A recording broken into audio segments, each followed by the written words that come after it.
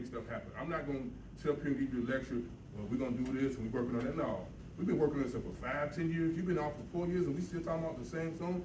It's enough talking, it's about action. And that's what I'm here for. I worked with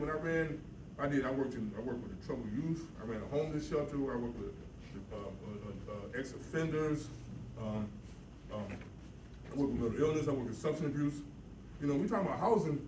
The problem ain't housing. The problem is substance abuse. How you gonna put somebody homeless in housing when they smoking crack and doing meth? They ain't thinking about no housing. They thinking about recovery. When we were talking about the housing issue, we need to talk about the issues that's really going on. Real talk is real talk. Y'all talking about the superficial stuff, talking about, well, we building on this, we building on that. What about the stuff that everyday people working on? So I'm sorry.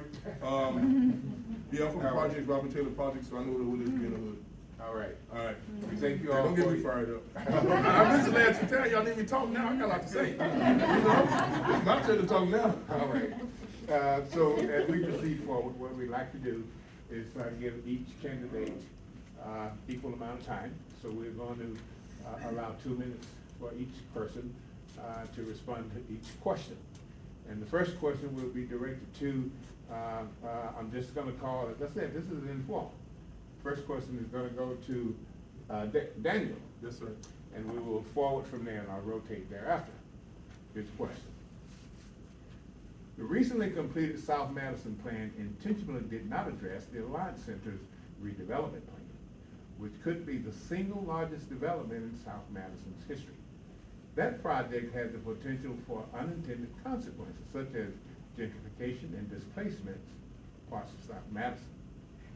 Given that the city has offered the possibility at last week's TIF review board meeting of providing funding for AEC's redevelopment, including funding the construction of a parking garage, would you commit to reopening the South Madison plan with community input to allow for development of a strategy to mitigate any potential adverse impacts from the county's project?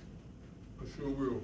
And the reason I would, I mean, I live downtown Madison and I see projects going up overnight. And I see this project over here, it's been stalled for what, the last year? So how is it downtown stuff goes up overnight and that stuff's been working on for the last year? So something's not right. I'm not in the Capitol yet, so I don't know what's going on behind the scenes. I just know what I see as a citizen on the outside, and I'm not happy with it. So with the power and authority that I have to make any decisions, I'm gonna make sure it's done. I mean, we talking about Madison being #1, that should be #1 for everybody, not just for the white folks. It should be #1 for the Asians, the Black, Hispanic, whoever you are. So I live downtown where all the money at, with university students, because I'm a student, we throw buildings up overnight. On the south side, where we doing you a favor, and we still got that building over there working on it for the last year, that's gonna stop. I ain't trying to hear, well, we gotta do this, and the state's holding us up, the legislation. Oh man, I'm a bulldog, we gonna talk. You know, I ain't going to jail, we're gonna talk. Appreciate it. Yes, you're following Gloria. Okay, so I think what's concerning to me as a resident of Madison, and also when oh, you can't hear, I'm sorry. Sorry. What's concerning to me as a resident of Madison and listening to residents across the city, I've been meeting with neighborhood associations, talking about the issues that they care about. The number one thing that I hear is that they're concerned about not having engagement and transparency in city government. And so with this question about reopening the South Madison development plan, I will certainly, if we have not done our due diligence in engaging our communities who are most impacted to ensure that we don't have gentrification, I will do a comprehensive engagement on this very issue. It is a concern for me. I think we have developments going on all over the city without true engagement with our neighborhood associations. I want to revitalize our planning councils and meet with them on a regular basis so that they will develop my mayoral priorities, and I will bring them in so that we can have these conversations and they will have voice on what development happens in our city. any dramatic change next to a plan that we've already got in place requires us to relook at the plan. So when the county finalizes what they're gonna do, it makes perfect sense to reopen the South Madison plan and to adjust it to whatever's going on the Alliance Center grounds. To respond to Daniel's, the NAACP site here and the Urban League buildings are doing great considering all the things that they ran into. And we still have a chemistry building that's under construction downtown that has had a ton of money thrown at it. That project's been active for 2.5 years. So you're doing fine. Don't worry about that one. But yeah, it makes sense. We should definitely reopen the South Madison plan based on what that comes out of the county. I'm not sure that they've got a finalized thing yet, but I worked for the county for a while. That building really needs to be redone. The ultimate in unintended consequences, in the Coliseum, there's no utilities in the floor, so when you have a trade show, you've got to run everything into it. All the utilities are up in the ceiling. So when they built the Forum building, there are gas, water, and electrical outlets everywhere in the floor. The first time they had a concert in there, the guys went up in the ceiling to put lights, no electricity. Hopefully we'll have better planning than that. Well, thank you for the question. It's a great question and I actually think a great opportunity. Realistically, I don't think the county's gonna have a plan for the Alliance Center anytime soon. So that gives us a little bit of time to prepare, frankly. And one of the things that was most important that we heard in the South Madison planning process was the concern about displacement and the need to work as we implement the plan to prevent displacement from the south side. And I take that very seriously. And so it's one of the reasons that the city has been land banking in South Madison so that we can help to create housing choice in the community and allow people to choose to continue to live on the south side if that's what they want. So that's important. We need to continue that work. If the council approves it, the South Madison TID will give us funding to help do that work and to help implement the infrastructure improvements, to help do homeownership programs, and to continue to look at the opportunities for development of properties in a way that will support the South Madison plan. When the county has a plan for the Alliance Center, folks want to, I actually think we should be doing a comprehensive community engagement process just around the Alliance Center planning so that we can focus on that. But if folks want to reopen the South Madison plan at that time, I'm perfectly open to it. But I don't want to dilute the focus on the impacts of the Alliance Center by opening up the whole plan. I think we need to think about what is the Alliance Center planning and then implement what we need to implement in South Madison around that. Interesting. Okay. All right. Thank you all for that. So now that we're warmed up, let's dive into it. Question number 2 will begin with Gloria responding, followed by Scott, and of course the mayor, and then back to you, Daniel. Question number 2. With regard to the new supermarket in the Truman Olson on South Park Street, last week we were informed that there are a small number of details still being negotiated between the city and Mayoral, over Mayoral's long-term lease. The lease will be executed within the next 6 weeks. This is more or less the same information we've been told for months. We've been assured that the city will do what it takes to ensure that the South Madison will not become a food desert. If a commitment with Mayoral falls through, what would be your next step in procuring a grocery store? And is a grocery store at that location a goal you would commit the city to achieve? Gloria. So the question is, the supermarket, they're negotiating the lease, because I'm not privy to what the inside details are, but, and they have been promising 6 weeks for some time now. And so I want to ensure that there's not a food desert, and what am I going to do as mayor? Yes. To ensure that we have a grocery store in the area. this has been a significant issue on South Madison for some time now. And so I think that is what's important about our planning councils and helping me set my mayoral priorities, and having engagement back and forth, transparency and communication about what is occurring. And so I'm not sure what the delay is and why. It's been, they're saying 6 weeks and it doesn't happen, but that is what happens in city government that's what happens in city government.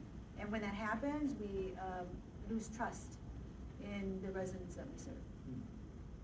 And what's important for me as mayor is that I build trust, that I'm engaged in my community, grassroots, as I have been my entire career, so that I'm communicating, not only at a council meeting, and not only at the mayor's office, that I am out in the community, and ensure that we're sharing information back and forth, and build, that trust. Okay, all right. I'm also not aware of what the lease arrangements are right now, but I am aware of the construction process on that site, and it is way behind schedule. They've extended some of their permits twice already, either with supply chain issues or just having crews available to get the work done. So I'm not sure where that and how that affects the lease, but if the lease falls through, I would do everything in my power to make sure that we maintain a grocery store in that area. We've had it for years. As a goal, there's no reason that we would give up now.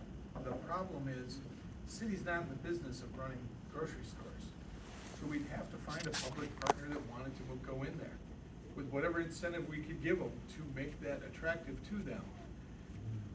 That'd be our limits on it. I've been part of discussions trying to put grocery stores in other neighborhoods. It's not easy to get private development to come in and step up for that. Allied Drive, we tried desperately to get a grocery in place. It's just not easy to do. Getting private investment or a private company to commit to an area that they don't feel comfortable in is difficult. And when Cub Foods pulled out of that area, there's not another grocer that's real eager to step in. This one could have the same consequences because of what the existing grocery store is telling other grocers. All right, thank you. Well, from the very beginning of this project, my administration has been 100% committed to having a grocery store at this site and to not allowing there to be a food desert in South Madison. The project has been difficult. It has been exacerbated by the pandemic. And I'm not at liberty to talk about the specifics of the negotiations. I hope you all understand that. But it has been a difficult negotiation. I think our staff are doing everything they can to get to yes on all sides. I am hopeful that we will be able to do that. But in the, I think, unlikely event that this particular deal falls through, the city is 100% committed to having a grocery store in that space. We have spent a significant amount of time and money to bring that vision into reality, and we are not going to give up on it now. All right. So what we're talking about here, we're talking about neglect of a community that you're not concerned about. So I hear excuses on top of excuses. If this is a certain area, it was a job that got done. So as mayor, I have a lot of influence. People listen to me. I might not have the power to say so, but I have influence on them. But I'm gonna use that influence. I'm gonna be there every day. I'm not gonna be hiding somewhere or wait till some special event, you see me and then you come up with some questions. If my people or whatever neighborhood's not being taken care of, I'm that person that's gonna be there, the first person in line to make sure it's taken care of. I'm not gonna come up with excuses. I'm not gonna try to impress you with my intellect or give you articulate words. I'm gonna be like, hey, get the job done. We got the money. So I'm gonna be that voice. I got influence. As mayor, I have influence. People listen to me. I'm not gonna go beat around the beat and play red takes and tell you this and that and we working on that and legislature say this and we're gonna wait another 6 months. I got influence. That's why you made me mayor. And people listen to me. And people with the money, get the checkbook out. If it was your neighborhood, you wouldn't hesitate. But you wanna say, we #1 city. So if you can help this area out, and you respect me as mayor, help my area out and stop neglecting my people. Everybody don't have the luxury of having a car to go to Walgreens on South Town. Everybody don't have the luxury of being able to jump on the bus. Some people depend on that. So if you care about them, stop talking cheap and help them out. And I'm gonna be that voice. I ain't gonna shut up. All right. Appreciate you all for that one. Continuing with our list here, and this question will be directed first to Scott. Question number 3. The objective of the transit-oriented development overlay district is to create more density along high-frequency transit corridors to support public transit. Based on recent mixed-use development along South Park corridor, however, it would appear instead that rents or commercial space in new mixed-use development is pushing former long-term businesses out. At the same time, the loss of on-street parking to the BRT is likely to discourage new businesses from moving in. A survey of existing businesses listed lack of parking as the most important and troubling issue. How can we be assured that the city's plans to prevent dislocation of low-income residents and existing businesses will succeed? And what options does the city have to address the loss of on-street parking for existing and future businesses along the transit corridor? Wow, thanks for the simple question. The new zoning ordinance going in, along with BRT, is going to be a mess. Part of the zoning ordinance is gonna allow buildings to be put in with no minimum parking requirements, which, if you're a guy who rides a bike and a bus all the time, fabulous, you got a place to live. But if you have guests come over and there's no parking on the street, your building is in the middle of the block, where are they going? Now, if you wanna move in, schlepping that sofa from the other end of the block is gonna be a lot of fun, because there's no way to set up your moving van on your property or in front of it. The unintended consequences of BRT taking away the parking and then allowing buildings to be built without any parking restrictions or requirements, it's gonna make it unlivable in a lot of those spots. No way to get in and out, no way to get deliveries. Your mailman's gonna be really pleased if you get a heavy package. So, along those lines, there's problems that need to be worked out. For the city maintaining it and making it so that rents are still available, I'm not a fan of rent control or the city establishing rules for private development. If you own the building and you wanna raise your rents, I'm gonna try to find a location nearby for all your tenants that can't afford what you just decided to do. But I don't have a way to control you to say you can't raise rents. I want to take a moment to just appreciate our time people, thank you. So, listen, I think there's a small misunderstanding that transit-oriented development overlay district doesn't mean that no one can ever build any parking everywhere. It just means that you let the market decide. And that developers, as they come in and want to redevelop a site, can look at the market and look at the demand and build the appropriate amount of parking for the demand. It just means the city's not requiring them to spend tens of thousands of dollars per parking stall that might not be needed. So it's gonna be driven by the market, and I don't think we're gonna see properties with no parking anytime soon. But more importantly, at the same time, in fact, in advance of the transit-oriented development overlay district, we also are focusing our affordable housing funds on high-frequency transit corridors, so that we can create affordable housing that is near to accessible and affordable transit and help to keep people's costs of living lower. You all know Madison is becoming a more and more expensive place to live, and we need to find ways to keep people's costs of living lower. This is one of the ways that we can do them. But you specifically asked about commercial opportunities, Yes. and this is one of, I think, the more challenging things that we're experiencing in our community. we do not have structures yet to provide commercial affordability in the way that we have structures to provide residential affordability. And I think we need to develop them. Because I think we need to be supporting small businesses to be able to afford commercial rents in new buildings, right? And not be stuck with old rundown buildings, but be able to afford those rents. And that's gonna take some innovation, and it's something that we are actively thinking about and working on. So, we're talking about concentrating on parking. So I live downtown, when I leave here, I'm at the park 2 blocks from my place, because it's, at nighttime, there's nowhere to park. So already, there's parking problems downtown anyway. So, it's a business. So, downtown Madison is concentrating on growing. So they're building like crazy. So while they're building, they're making additional underground parking, which means there's gonna be more cost of your rent. So it's a business right now. So anywhere downtown, you already has no parking. So it's already set to build more, so we can charge you more because there's nowhere to park. So you have to pay for our own parking inside our building. If you live outside from downtown, you're gonna find parking space. And it's already segregated. So anything outside of here, if you live down here, if you come home, you're gonna find parking space. So they're not really focused on building down here. If you're talking about affordable housing, anybody live downtown, either you gotta be a student or you gotta have money.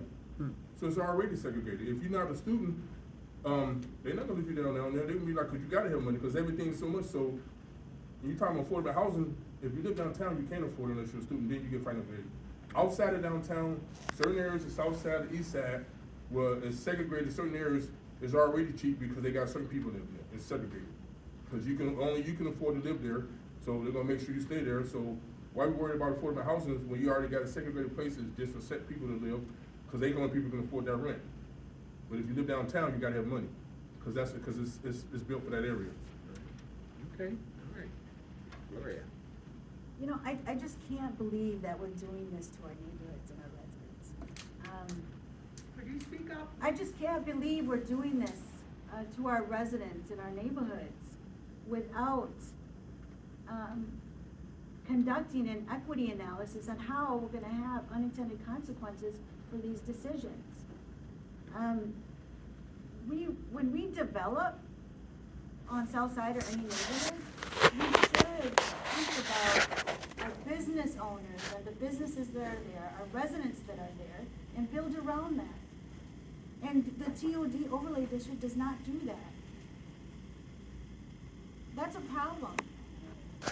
That's a problem. Like, we are building our city at a risk of gentrification and losing people. I just spoke with a few black mothers recently on the south side who have owned their homes for years, and they're being taxed out of their homes and they can't afford it anymore. The housing that's being built is not affordable. It's not affordable. And so who are we kidding here? Like, seriously, who are we kidding? Who's gonna move into these overlay districts? That's a question that I want you all to think about. As mayor, I'm going to, when I'm developing the city, understanding that we have a housing crisis and we need to build housing, but we need to put people first. Right? People first. People, housing, neighborhoods. Thank you. Thank you all for that.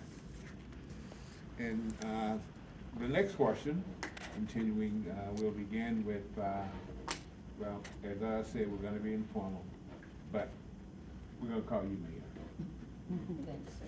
So the next question will be directed to begin with Mayor Satya. Property taxes and property assessments continue to rise, which affects both homeowners and renters. What is your general view of fiscal responsibility? And do you believe Madison is at the point where the city's focus needs to be on musts rather than wants? This is a great question, and I just want to level set, right? Like, so people are being pushed out of Madison now, right? Housing is unaffordable now. So we're talking about how worried we are about the consequences of what might happen. It is happening, and unless we do something about it, it will continue to happen. So the work that we're doing under my administration is all about trying to create housing choices for people so they can stay in the city of Madison. We have to use every tool in our toolbox. And yes, it does mean that our city is gonna grow, and it does mean that our neighborhoods are gonna get more dense.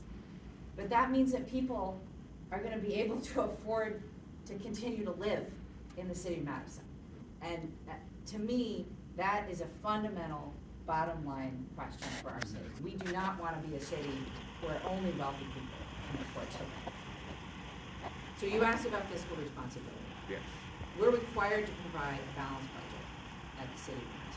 And that's a state requirement, so we're gonna do that every single year.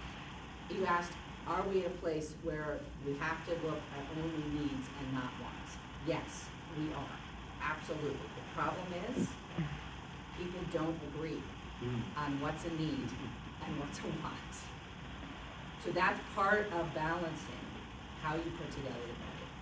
And the city of Madison and cities across the state of Wisconsin are incredibly constrained in how we can raise revenue. Essentially, we only have the property tax. Now, if we could use a sales tax to shake things up a little bit, we could have a city income tax, absolutely. It would be more equitable. But we are not allowed to do that in the state of Wisconsin. So we're very constrained in how we raise revenue. Prices, as you all know, keep going up. And so every year we have to wrestle with the question of what are we gonna cut, where are we gonna raise revenue, and how are we gonna balance that budget? I've balanced 4 budgets in a row, I can do 4 more. So, I'm switching from social work to politics. So as mayor, this is still a lot I gotta learn. Even though I know politics, I study it. And so, dealing with tax, is something that I would look, the individuals who work in the Capitol, do their job. I mean, we got people there for years. That's their expertise. So, realistically, they be teaching me. But I'm the type of leader, I'm not on a power trip, I don't care about titles. I like money, but I'm not caught up in money. So I'm here for the people. So I respect them. A strong leader, let other people be leaders. A strong leader leads them. So I don't have to be there tit for tit, need to know this and control this. If you went to school for this, you've been doing this for 30 years, do your job. Just let me know, send me an email. I respect you. So, and you teach me, because I gotta learn about taxes.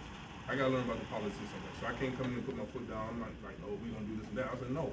I have people I have to answer to. I have to answer to the community. Really the community is you guys. You guys are my boss, even though I might be mayor. So as a humble leader, I'm gonna be like, what do you want? What do you need? I'm here to hear your voice. I'm not. You don't have to wait to see me 2 weeks for a special event.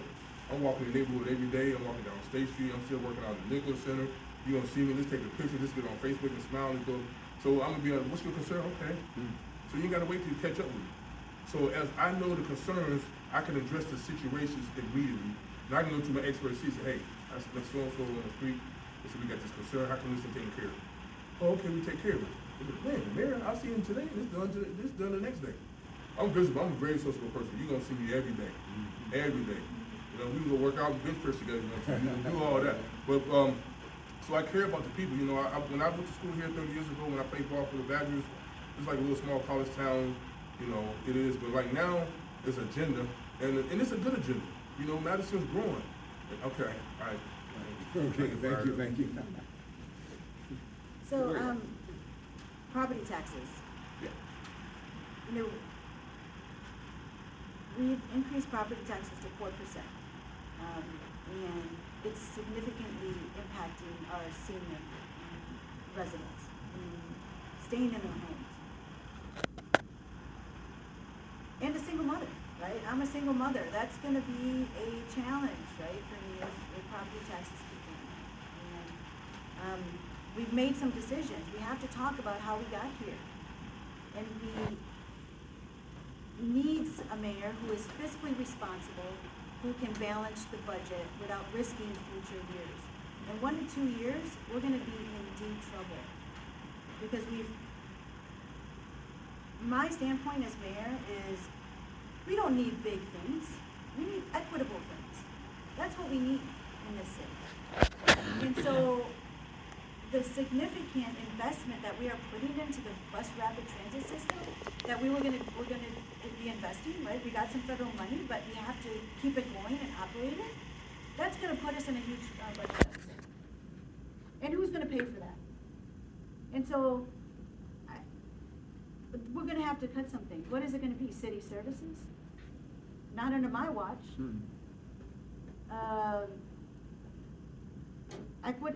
Community things? No, not under my watch. Investments in our most vulnerable populations? No. But I will be working with the finance team, the finance director, to figure out what was their advice coming into this, and how we could have avoided it, and how we have to move forward and face the reality, and get the council to understand that that's the reality, and we can't invest in everything. I definitely think we're at the stage of needs rather than wants, but so are most communities. With the exception of Epic dumping money into Verona, everybody has to look at what their needs are and not what their wants are. You can all help by getting us the right Supreme Court justice so that we get the state to return money to us, and even the federal government to return money that all of us pay into our taxes. We should be getting it back to help our city. Beyond that, property values in Madison are going insane because we are a great community to live in. People want to move here. The projection is that we'll grow by 100,000 people in the next 10 years. Not a lot of other cities that can proclaim that that's what their plan is, or that's what it looks like it's gonna happen. But because 100,000 people wanna move here, every place that builds a new rental community can charge pretty much whatever they want, and they're rented before they're even done being built. Same with the condos that have been built. They sell them before they're actually constructed.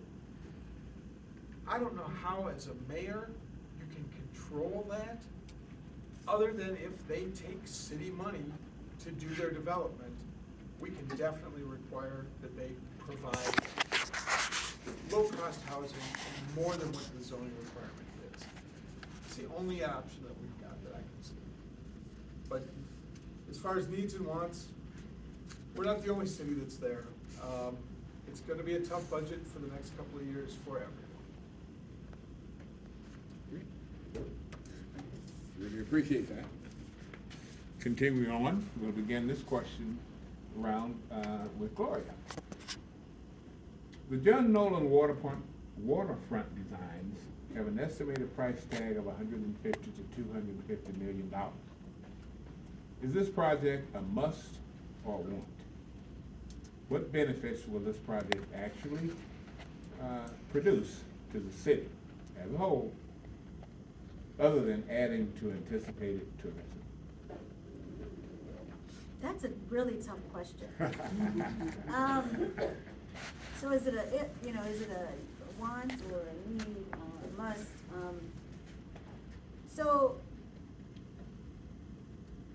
I'm a proponent of building Madison as the destination, Madison, so people want to come here, right? People want to come here, and to add that, it would be beautiful, right? And so, but what I just said was, we're at a point in time right now that we have to think about big things versus equitable things. And we have to, things have changed after COVID. Our environment changed.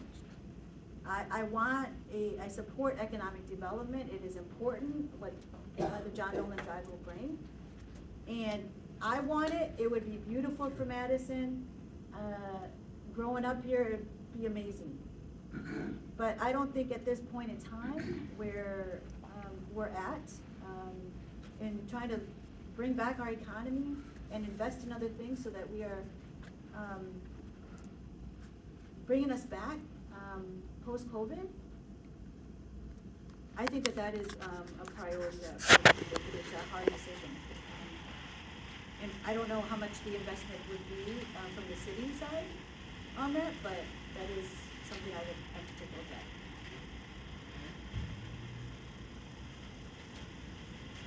The designs are gorgeous. Very exciting opportunity, but it's got a lot of conflicts with it. One of the main ones I've seen is, that's not a city street that runs through there. John Nolan is a state highway. There's a lot of changes that the plans call for, and I'm not sure the state's gonna agree to. Once we get over that hurdle, if private money wants to come in and help make that lakefront beautiful, I will assist them in every way I possibly can. Part of the Monona Terrace design was always to have a parkland that came all the way down to the lake. The Frank Lloyd Wright design for the Monona Terrace was parkland that came down to the lake. And we provided a boathouse that allowed people to rent boats and use our lakes more efficiently. Some of the infrastructure on these designs actually will help with lake quality, lake water quality, and improve accessibility for residents along the shoreline and the south side to get up into the capital. Without the bike elevator, I don't make it up the hill riding a bike in the city. Bike elevator is helpful. With the new designs, if any of those go in, there's gonna be a hill that even I can bike up. So, it's definitely a want, not a need, and it's something that we need to get private investment actively involved in to make it happen. If any of that stuff can actually be done. Some of the things that are shown in the designs out over the water, we get winters here that are pretty cold. When that ice heaves and stacks up, I'm afraid some of that stuff will be really badly damaged. So, just because the architects drew it up and it looks beautiful, I want to see a couple engineers feed that on to first. When we started this phase of the Monona Waterfront Design Competition, there was a few bottom lines that I had.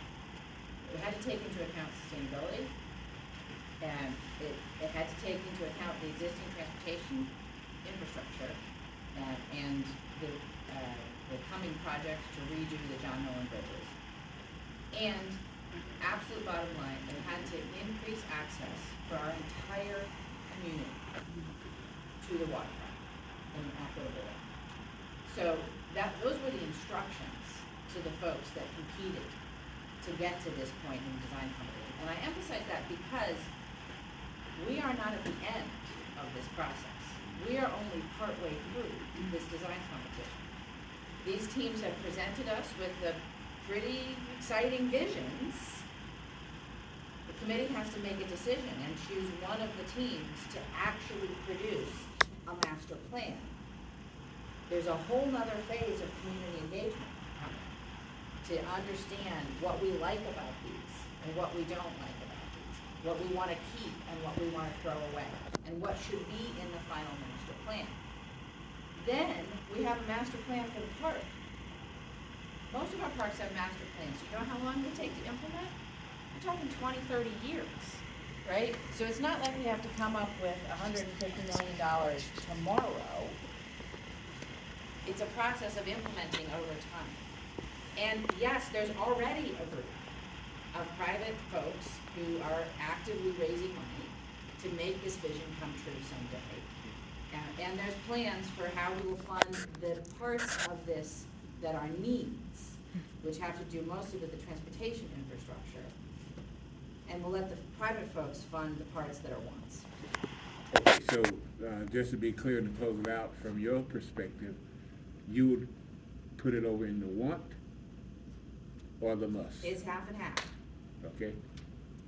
And then the primary benefit you talked about, but just clarify that. Major benefit to the city. So there's obviously a benefit for tourism, Okay. but the thing that I am most wanting to get out of it is to increase access to the lakes for folks who live here. Gotcha. All right. Okay, we'll begin with Scott. My turn. Daniel didn't. Oh, I'm sorry. So just I real thought you quickly, were first.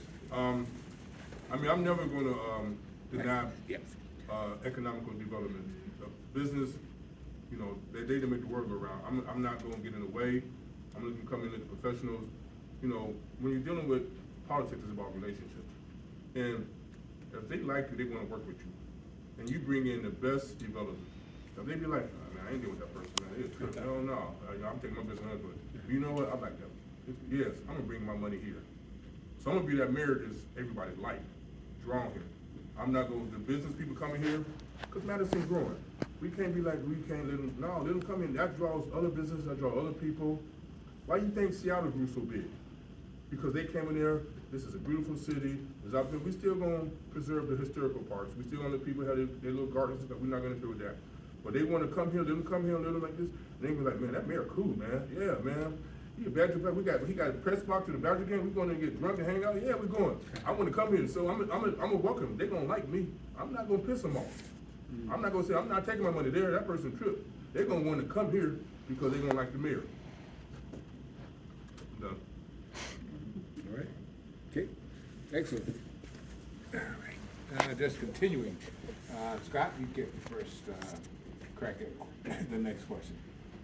A number of people, including residents, service providers, commissioners, and some alders, have expressed concerns with both the methodology and the conclusions of Metro's equity analysis. Do you feel these concerns are warranted? And if so, how would you remedy that situation? I do feel that those concerns are warranted, and one of my biggest concerns is that we always jump to the chosen specialist to give us a response to anything that the city's gonna do. The first place we should start with Metro is with the Metro drivers, the Metro staff, and the Metro customers. If you're a user of mass transit, I wanna know what we need to do to improve for you. The equitability study is important, but I think we should be utilizing something like UW to do those studies and not hiring private consulting firms that have their own stake in it. I'd also like to make sure that we address everything equally, not just what the equitability, I'm gonna get that word one of these times. Study says, but actually how that reflects to what the users are saying, the employees are saying.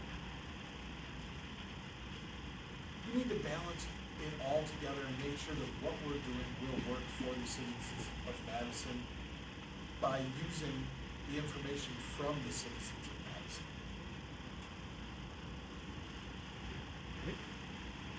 Just say, I think there's some substantial rewriting history on this question. From the very beginning of the Metro redesign project, we relied on extensive community engagement that had been done in the Let's Talk About Streets process. We incorporated all of that. We did additional community engagement to help set the priorities for the redesign. And we went in with the goal of correcting the existing inequities of the Metro system.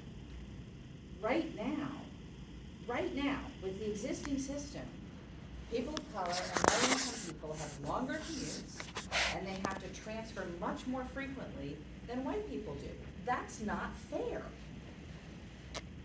So when we started this process, we started with the idea that we had to make the system more equitable. And frankly, that's what we've done. We had tremendous community engagement along the way. Yes, we hired expert consultants who do this nationally and internationally to help us in the process. And at the end of the day, the redesign network is going to increase access to jobs for people of color by 115% and access to jobs for low-income people by 92%. We are building a more equitable system. That was the point. That's what the study shows. We've done the equity analysis, and I do firmly believe that our system is going to be more equitable when it goes into effect this summer. One of the great things about the way Metro works is that every year we look at the system and we make the tweaks that need to be made. So if a bus stop's not in the right place, if the scheduling's off, if we need to adjust a route, we do that every year. Same thing's gonna happen once we redesign the system. We're gonna look at the impacts, we're gonna talk with people, and we're gonna make the tweaks we need to make where we need to make. All right. So, the reason why it's longer for black people than white people is because the black people are on Darble Road, Simpson, LI Drive, way west, Cypress Road, you know, and so that's why it's a longer bus ride, because they've been pushed on out. They used to live down here by Somerset, but they shut it down and gave it to the students. So, it's a longer bus ride for black people because they've been pushed on the outskirts of Madison to come in town where everything's at. And that's the reason why it's a longer bus ride. It's not because some transit problem is going on, because it's been pushed out. And no black people live downtown. I think I'm on one of my streets. So, I have a couple couple issues with this. So, we're saying we're building a fair system, but in talking to residents, they're saying it's not fair and it's not equitable. I'm just confused. I think that as mayor, I'm going to listen to the residents of this city and take back their concerns to City Hall and the City Council and figure out what are we doing wrong here. I mean, particularly when it's coming from our most vulnerable communities, right? Our senior community, our disability community. I've heard from all of them. Our black community. I've heard from all of them about this bus rapid transit system and how the equitable analysis was not fair. One reason was because we started an equity analysis midway through. Like, midway through, it was the federal government did it. They hired a consultant, the same consultant that developed the whole redesign of the bus rapid transit system. That's a conflict of interest, by the way. But as the mayor, whoever was at the Urban League just a little bit ago, the mayor talked about using equity analysis tools that she uses in the city to evaluate projects. Okay, that's a city process. We should have done that. We should have done that process and engaged our senior community, engaged our communities of color, engaged our disability community. Because obviously it's not right. I mean, I've been hearing from residents, so either, there's just not right. We have to listen to the residents who are most impacted by decisions like this, and we're just not doing it.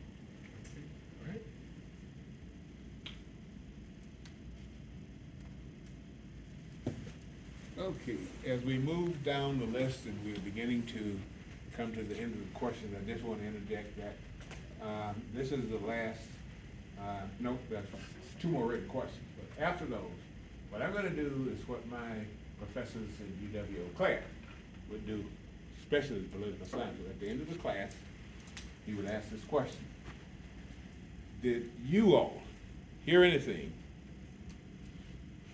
that you might want to follow up on? So we'll have a few minutes to hear what he used to call, and this is Reverend Gabrielle, who would say, I want you to bring it out. So, having said that, next question, we'll begin with the mayor. The 2021 upzoning and recent TOD have greatly diminished the role of neighborhoods and neighborhood voice by allowing much more by right development. Do you believe this is a good thing, and why? I don't know how many times I have to say it. We're in a housing crisis. And literally, working people can't afford to live in Madison, can't afford to buy a house in Madison. We have to use all of the tools in our toolbox to create more housing for folks. And yes, that means more by right development. Because unfortunately, we have a history, not just in Madison, but in many cities across the country, of exclusion via zoning. And sometimes very specifically of exclusion of people of color via zoning. And sometimes more on the basis of income or class. But we can't, and so Madison was redlined, you all know this, right? I'm sure you've all seen the map, right? Madison was redlined just like every other community. That wasn't government per se, it was mostly the banks, but had the same impact. When redlining was outlawed, the city came in and outlawed multifamily development in those same places that were supposed to be reserved for the right people, if you know what I mean. So our zoning starts out from a place of inequity, right? We were excluding people from neighborhoods. We have to correct that, and part of the way we correct that is by making it easier to build in our neighborhoods. Not just because of the historical inequities, but also because we literally just need to produce more housing units. We're about 4,000 units behind right now, and we need to add between 1,000 and 2,000 every year to keep up with population growth. Prior administrations were not building housing at the rate they needed to build housing to accommodate our population. So that's why I say it's a crisis. And that's why I say we have to use every single tool we have to get more housing and more affordable housing in our community. I mean, like I said, I live downtown, and constantly I see buildings growing up left and right. And I know for the intention because, like I said, I just graduated from UW in psychology, and Madison's #1 is growing. So they're building for the students, they're building for the IT corporations coming in here because it's popular. So it's building, and it's already set for them because that's where the money at. So they're gonna build that. As far as for certain people, neighborhoods, of course you're not gonna build. And first of all, it's hard for black people to even get a loan. So why are you gonna build a house when you're not gonna even give us a loan? So we're not even talking about that. Right now, they're just trying to get an apartment. Only reason why I got an apartment living downtown is because I'm going to school. Otherwise that, they were shunning me. You know, I had to meet that criteria. Well, you are a student, we're gonna give you a break. So, you know, I don't think it's a housing crisis. I think it's a bias crisis. You know, I mean, to be real, it's a bias crisis. I mean, you go downtown, I keep talking, I live down there. Every time I tell them, where this come from? Where this come from? That's where the money at. You know, you when I went to school here 30 years ago, it was like, what, 40,000 students, now it's 25. And they coming in, every year you got the most class because that's where the equity at, that's where the money, and there's nothing wrong with that. I support UW. You know, schools out of any school in the whole world. I know that. So keep on building. So the crisis is not housing, the crisis is bias in the people. If you go to certain neighborhoods, they ain't doing no building. You ain't got nobody coming in there. Ain't nobody giving you no loan. You just trying to get a roof over their head. So it ain't no housing crisis. It's an attitude crisis going on. It's a segregation there. That's what I'm looking for. Okay. Thank you. So I think with this housing crisis and the way we're going about it with zoning, I think we are moving at it a very sort of best intentions, not understanding the unintended consequences of this decision. As we are moving and building housing, we have to have a focused approach to ensure that we're getting black families into home ownership, right? And so when we talk about sort of zoning because of equity, we want people of color to offer diverse opportunities. So are we saying that black people can't go to and have a single family home in these neighborhoods? Like, no, let's talk about how we get black families into these neighborhoods, right? And that we talk about what we need to do is really develop an economic development plan that supports increasing wages for our residents to afford housing, because believe it or not, like we're not gonna build housing and then the next day housing costs are gonna go down, right? This is gonna be years. I really wanna invest in black people in getting housing and home ownership. And so when we do these,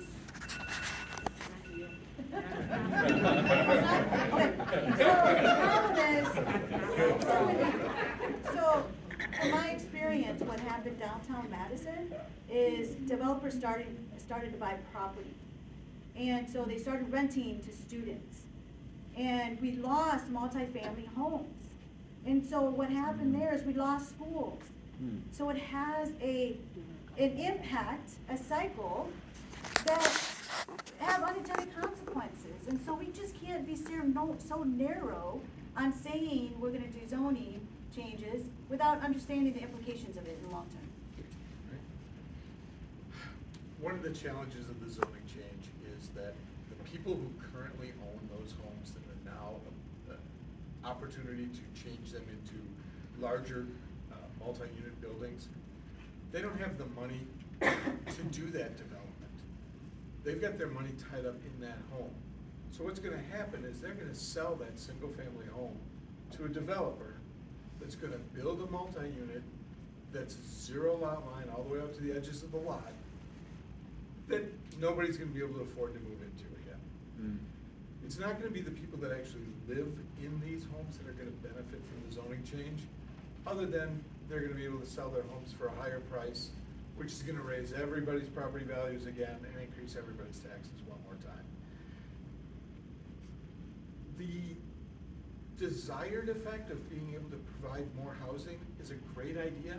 I just don't think this zoning change is what we needed to do it, because I don't see how the people that really need to stay in those homes, that protect the ownership they have, or to provide new ownership for people who are struggling to get a house now, I don't see how this is gonna help them out. Interesting. All right, so we come to the very last question before we engage our audience. We'll begin with Daniel. This question. Madison has a history of being composed of distinctive and vibrant neighborhoods that traditionally have a voice in how those neighborhoods are developed. Given recent changes to some of Madison's land use regulations, how much of a voice should neighborhoods be given in making decisions about development that affects them? I mean, they have full 100% voice. I mean, you got people, you know, that house was inherited to them by their parents, their grandparents. You know, it's sentimental to them, you know. I mean, I understand Madison is growing. There's leaps and bounds. I mean, there's no stopping that. You know, this is growing from a smaller city. It's very attractive. It's the scenery, the people, just the friendliest people, nice, the best fans. Like I said, I played for the Badgers. I was 1-10. They still came to the game and cheered us on. Now we kicking butt. We got Luke. We need a new mayor too. We got a new coach. We need new, you know, shut up. So you know, I love it, you know. But you know, you got people that's their house, that's their neighborhood. They want to be downtown. You can forget about. That's a wrap. That's growing into a small college area. They taking over. So anybody in that area, I already know. It's just 5 years from now, 10 years, it's all gonna be high rising. It is. So outside of areas, people, I think they places should be preserved.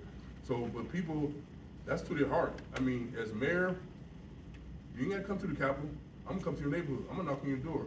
We're gonna have tea together and say, what's your concern? We're gonna meet. I'm gonna be visible every single day. I'm the most sociable person you do that, and so I'm concerned. It's not what I say, it's what you want. This is not my city, this is your city. You've been for years, you have a right. So what you say counts. I'm gonna make sure, not only I'm gonna take notes, but I'm gonna put it in the paper, I'm gonna put it on Facebook, I'm gonna put it on Instagram.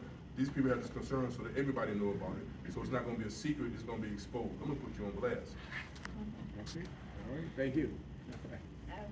I think, you know, I'm going to be the people's mayor, right? I'm going to, it's great that we hire a consultant to do community engagement, we get input. But I'm never going to be too busy to listen and go out into communities and listen to our residents. And that's why I'm committed to develop to reinvigorate our planning councils across the city. And I've been meeting with neighborhood associations since I started this campaign, listening to the voices and the concerns. And as mayor, I'm going to do that on a regular basis. They're either gonna come to the city hall or I'm gonna go to their neighborhoods. That's the kind of professional that I have been throughout my entire career. That's why I have been so effective in leading the city in the many different positions that I've had. Because I know what's happening grassroots, and I'm hearing directly from the people about their concerns. And so, yes, they have a role and a say of what happens in their neighborhoods. And they are city taxpayers, they are residents, and I work for them. And that's the attitude we should have. It is not about what I want. It is not about what my whole vision. It is about the vision of the city of Madison. And I'm gonna get that from different points of views. And I'm gonna take that all in and I'm gonna make a decision. And so, yes, thank you. Okay. Yes, every neighborhood should have input in what happens in their neighborhood. And part of that is why I decided to run for mayor. The neighborhood that I'm in had a development opportunity that came up. The alder for the neighborhood spoke at a council meeting for 15 minutes about how everyone was excited about this opportunity, looking forward to this business coming in. No one had anything bad to say about it. After 15 minutes of regaling everyone with that, she paused, turned to the council and said, but I can't support it, and it was voted down. I want responsive government so that we all get to put in our say, and when that alder wants to change what everybody in the neighborhood wants, first off, every member of that council should stand up and say, that's not our job. We are responsible to the citizens of Madison. If we have a poll system set up that the numbers are right behind them when they're about to make their vote, who's gonna vote against 80% who want something just because they think this is better for them? It's pretty much a guarantee that that person's not gonna get reelected, but it's still, I wanna make sure that we don't make those decisions. The neighborhood gets to have a say in it. If you own the building, you own the property, you should of course have a voice in it. One of the most beautiful things about Madison is our neighborhoods. In fact, it's one of the things that Destination Madison is now selling to tourists is to come see our neighborhoods. And so making sure that we keep that sort of, I don't think we use the word funky to describe all of our neighborhoods, but that sort of, like funky, eclectic feel is really important. And so, yes, of course folks should have input. And one of the ways that we do that is through the neighborhood planning process. And I think our planning department does a great job of listening to folks. I think we saw that in the South Madison plan, where we not only came in with a structure and said, well, how do you feel about these questions? When we heard from folks in South Madison, no, those are the wrong questions. We changed it all up. Okay, well, what's important to you? Tell us what's important. We'll put that in the plan. So yeah, I think it's important that we listen to neighborhoods and that they're involved in particularly in the planning processes, because those plans then influence the kind of development that happens going forward and the kind of zoning changes that get made going forward. The plans really are at the basis of that. So that's the place where I feel like we really need to get community input. Okay. All right. Appreciate that. Oh, see, they're jumping at the bit. Mr. So- Moderator, can we have an end time? Yes, I'm gonna end it like this. What I'd like to do is to take a few questions from the floor, and then have you all give a minute of closing comments. And then we should have done this at the beginning. We should have done a pledge of allegiance to begin this, but I won't do that to you. So, for those who have a question, pardon? You don't wanna hear me say. Starting with Isidore. We have you captured, man. It's been a long day. Oh, and by the way, their responses to this will be just 1 minute. And now I'll try to, I was gonna make a statement, but I'm not gonna do that. So Okay. Thank you. But it kind of piggybacks on, Madison being a destination. We all want this shiny city on the hill, But, I'm gonna get to the big elephant in the room. Everyone talks about, and for South Madison, this is really key. we probably have, in this district, we probably have the lowest rate of home ownership. You guys talked about that. And we probably have the highest rate of subsidized housing in the city too. This doesn't make a healthy equation. So while we're trying to deal with this vacancy rate, you know, we got a problem, we're trying to deal with it. You talked about, Mayor, about the tools we're using, TIF, land banking, all of that, and that's fine too. But I want to talk about a concern, and my concern is, I don't think we're learning from the past. Right now, we're proposing, and we'll just use our grocery store project as the example. 100+ units, 30, 60, 80% of the median income. We're trying to provide housing for people, but the question is, how are we gonna provide the necessary services to that facility? If you remember places like Broadway Simpson, do you remember places like Somerset?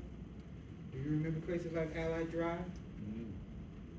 I'm from Milwaukee. When I was born, we lived in basically a project. I knew a project when I see it. So here's the question.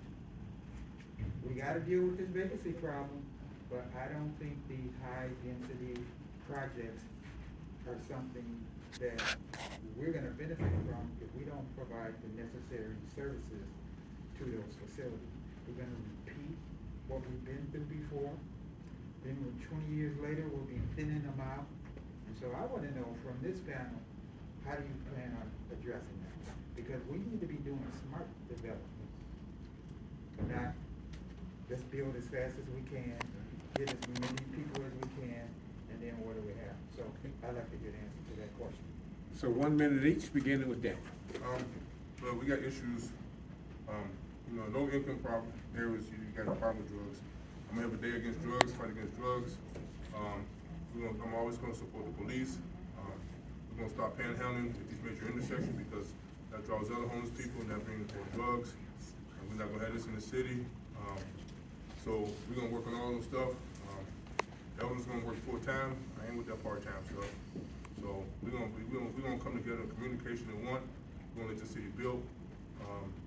The ones who deserve to get paid, work hard and respectable, take care of our government, make sure our neighborhood is safe, and support the graduates. Yeah, thank you for that question. Great question. So when I was the deputy mayor for the city, we built Housing First. I talked about it earlier. On the west side of Madison and on the east side. And that means, we house people who are homeless, house them first, and then provide services later. And it went bad, like fast. We had calls for service, it was a lot of challenges. And what we didn't have is supportive services is what you're talking about. So Mayor Sogman at the time sent me out there, go fix it. And so I fixed it. The way I fixed it is I brought our businesses, our neighborhood associations, people together, residents of Tree Lane to help support that. And we worked with an organization that helps support services. That is essential because if we didn't do that work, we would have lost Tree Lane and the Housing First model. And so it is important for me as mayor that we do that work. Okay, all right. Thanks for the question. Higher density housing is important, but concentrating subsidized housing in specific neighborhoods is a problem. When you've got higher density, you're attracting more businesses into the neighborhood, more services into the neighborhood. It helps out, but when it's all targeted towards subsidized housing, the businesses aren't coming into it. They don't want to come into it. I'm not quite sure that you have the highest percentage of subsidized housing here. We have some other areas of the city. Well, we have some other areas of the city that have concentrated quite a bit recently. So we need to break that up, and we need to partner it with private development that is market rate, that is also dense. If we can make that happen, then we're gonna be very successful, and we'll have the services there for everyone. If we concentrate on just creating the low-income housing or the subsidized housing, we're gonna have a challenge to provide the services and to keep the businesses there for you. Alright. So two things. First of all, you're absolutely right, we have to learn from the past, no question. And some of the mistakes that have been made even in the recent past were to build buildings that concentrate poverty. And that's not gone. So what we are doing now is creating buildings that have mixed income. And we're not just building buildings for people that are at 30% AMI and lower. We're building, as you said, 30, 40, 60, 80 and up. And so thing one, we have to build mixed income housing. We have to keep doing that and not make the mistakes we made in the past. Thing two is, yes, we do have to provide services, particularly for folks that are at 30% AMI or lower. That's a huge challenge in terms of how we fund that money. And, it ought to be coming through HUD and the federal government. Mostly it's not. And so we have to come up, we tried to do a model that worked in Illinois. Unfortunately, it doesn't work in Wisconsin. So we have to come up with some innovative ways to provide those services. And, I don't know that I know all the answers there, but I completely agree with you that how that level of affordability is not going to be successful without the services. All right, thank you all for that one. And we want to bring, Oh, this is this is y'all, Yeah, uh-huh. The youngest resident.